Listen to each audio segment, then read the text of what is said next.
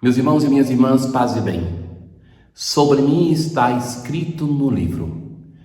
Essa expressão do Salmo sintetiza muito bem o percurso que nós vamos fazer por 2 semanas, escutando a pré-história da salvação, os 11 primeiros capítulos do livro do Gênesis.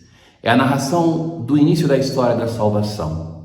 Um Deus criador que abençoa a obra da criação, sobretudo Adão e Eva, mas não encontra neles dois uma resposta. Eles traem a bênção e isso se torna para eles uma maldição. Vamos ver o modo amoroso como Deus vai criando, cuidando de cada coisa, para nos dizer que esta é a nossa história, que buscamos resposta para as nossas inquietações no nosso hoje, no hoje de cada um de nós, da igreja e do mundo. Com atenção, vamos refletir nesses dias no livro do Gênesis.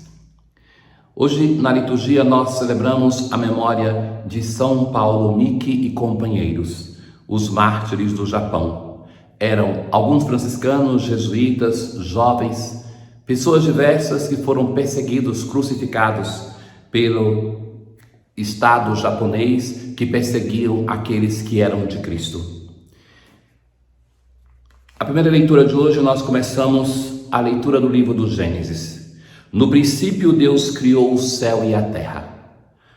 Mais do que uma narração daquilo que Deus vai fazendo, o início do livro do Gênesis, ou mesmo todo o Gênesis e o Pentateuco, vai buscar uma resposta para a história do povo de Israel, já que esses livros são organizados quando o povo de Israel estava no sofrimento da Babilônia.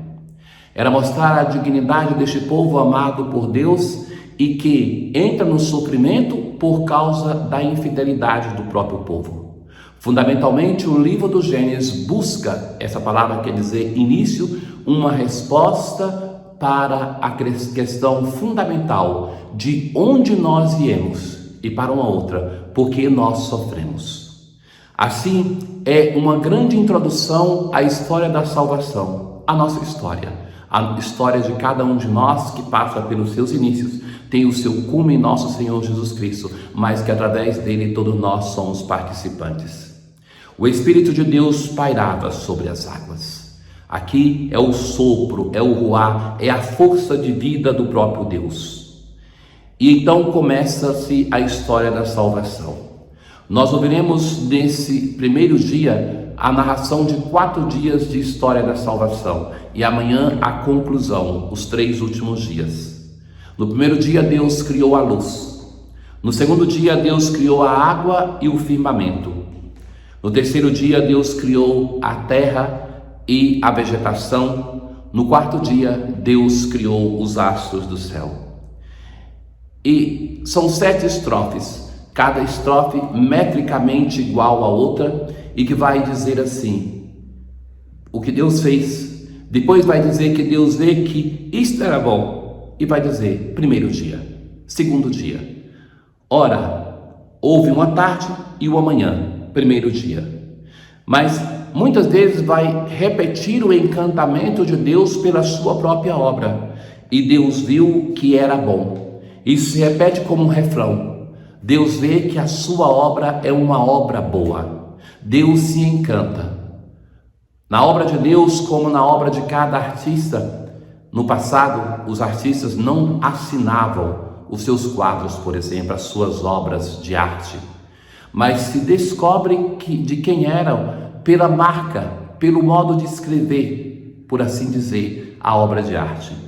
O artista deixa na obra da criação os seus traços. Assim, a narração do Gênesis vai dizendo, deixe Deus que com carinho, com ternura, com a força da sua palavra, vai criando tudo. E ele vê que aquela obra que ele fez é uma obra boa. Nós respondemos a essa palavra com o Salmo 103. Bendize, ó minha alma, ao Senhor. Ó meu Deus e meu Senhor, como sois grande. A terra vós firmastes em suas bases. Ficará firme pelos séculos sem fim. Os mares, às suas margens, vêm morar os passarinhos, e entre os ramos eles erguem o seu canto. A primeira coisa é uma admiração com a beleza da criação. Recordemos que a criação é a primeira revelação de Deus. A palavra de Deus, seja no Antigo como no Novo Testamento, vai falar do erro daqueles que, contemplando a obra da criação, não acreditaram em Deus. De fato, quando nós estamos diante da beleza da criação, nós somos compelidos à transcendência. O nosso espírito se eleva ao Senhor. Mas o último versículo do Salmo de hoje vai dizer assim: quão numerosas, ó Senhor, são vossas obras, e que sabedoria em todas elas. Elas manifestam a sabedoria do Criador. Encheu-se a terra com as vossas criaturas. Bendize, ó minha alma, ao Senhor.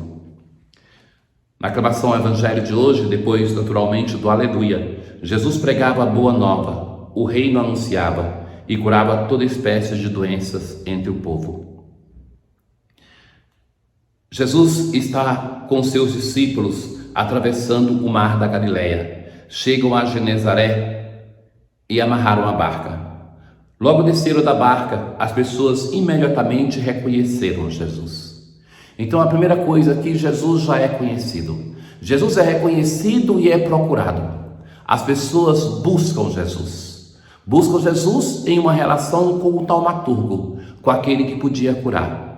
Levavam os doentes, deitados em suas camas, para o lugar onde ouviam falar que Jesus estava.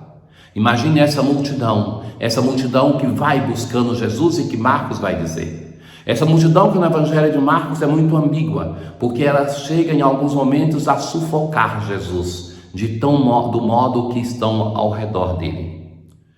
E nos povoados, cidades e campos aonde chegavam, colocavam os doentes nas praças e pediam-lhe para tocar ao menos a barra de sua veste. Jesus, como um judeu praticante, deveria ter na barra da sua veste 4 bolinhas, que era o símbolo da lei de Deus, da palavra de Deus. Então essas pessoas querem tocar ali. Mas este gesto supersticioso das pessoas que estão ao redor de Jesus, Jesus o aceita, Jesus não repreende. Nós estamos no Evangelho de Marcos, naquela seção do pão, aonde Jesus busca formar os seus discípulos. Com esse gesto, Jesus parece estar dizendo aos seus discípulos, aos apóstolos daquele tempo, que é preciso ter paciência com a superstição das pessoas, com a devoção popular, que às vezes tem os seus erros, mas que é um passo seguro para entrar em uma verdadeira relação de fé com o Senhor. Jesus tem paciência com os limites dos seus apóstolos, muito mais tem com os limites daquele povo que está ao redor dele, que não o conhece muito bem. Mas isso, meus caros, vale para nós hoje, para a nossa pastoral. Quantas vezes nós vamos nos formando em teologia, em catequese, no conhecimento da igreja, e nós vamos repudiando toda a devoção do nosso povo. Nós não temos um coração misericordioso como tem Jesus. Nós não podemos descartar essa devoção popular, a religião do povo, a partir dos nossos critérios de conhecimento, e assim distanciar o povo de Deus. Devemos aceitar isso que o povo é capaz de oferecer, tocar na borda, na franja da veste de Jesus e evangelizar essa devoção popular, que é o primeiro passo para encontrar-se com Deus. E todos quantos o tocavam ficavam curados. Ainda que seja algo a ser evangelizado, a perceber que a veste é mais do que Jesus. Mas se querem tocar nessa veste, é porque acreditam que essa veste, de algum modo, ela transmite algo da própria pessoa de Jesus. Se aquelas bolas na ponta da veste simbolizavam a lei, Jesus é a própria palavra, é o próprio verbo de Deus encarnado. Não era assim que mesmo o profeta Elias, quando joga o seu manto para Eliseu, é o símbolo do seu poder? Agora, nessa veste de Jesus tocada, eles fazem a experiência de salvação, de saúde. Ó Deus, força dos santos, que em Nagasaki chamaste a verdadeira vida São Paulo Miki e seus companheiros pelo martírio da cruz. Concedei-nos por sua intercessão perseverar até a morte na fé que professamos. Tenham todos um bom dia.